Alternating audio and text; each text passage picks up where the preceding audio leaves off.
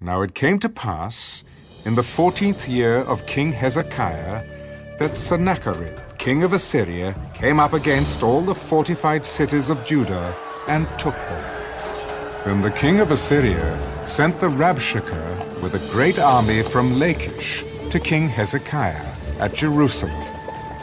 And he stood by the aqueduct from the upper pool, on the highway to the fuller's field. And Eliakim, the son of Hilkiah, who was over the household, Shebna the scribe, and Joah the son of Asaph, the recorder, came out to him.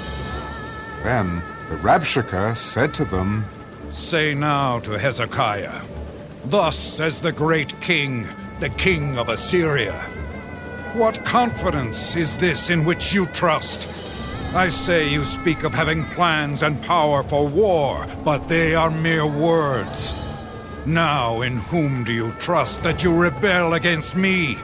Look, you are trusting in the staff of this broken reed, Egypt, on which if a man leans, it will go into his hand and pierce it. So is Pharaoh, king of Egypt, to all who trust in him. But if you say to me, We trust in the Lord our God, is it not he whose high places and whose altars Hezekiah has taken away, and said to Judah and Jerusalem, You shall worship before this altar?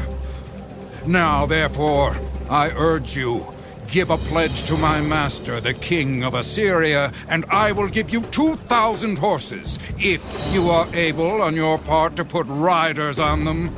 How then will you repel one captain of the least of my master's servants, and put your trust in Egypt for chariots and horsemen? Have I now come up without the Lord against this land to destroy it? The Lord said to me, Go up against this land and destroy it.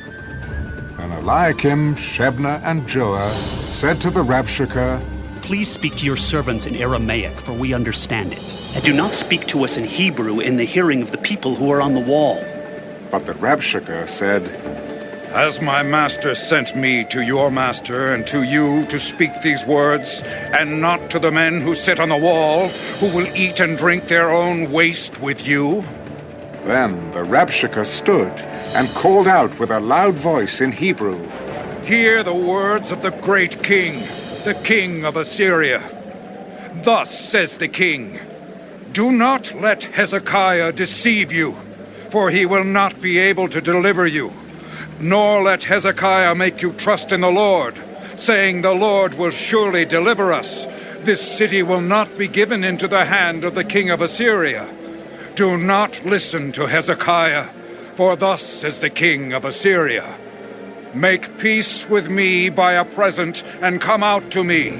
And every one of you eat from his own vine, and every one from his own fig tree, and every one of you drink the waters of his own cistern, until I come and take you away to a land like your own land, a land of grain and new wine, a land of bread and vineyards.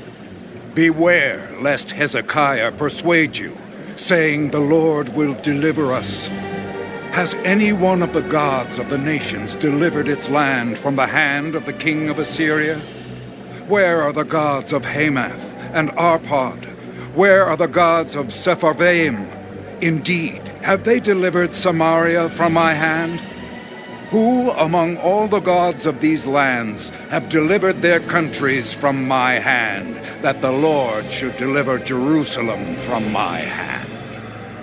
But they held their peace, and answered him not a word. For the king's commandment was, Do not answer him. Then Eliakim, the son of Hilkiah, who was over the household, Shebna the scribe, and Joah the son of Asaph the recorder, came to Hezekiah with their clothes torn, and told him the words of the Rabshakeh.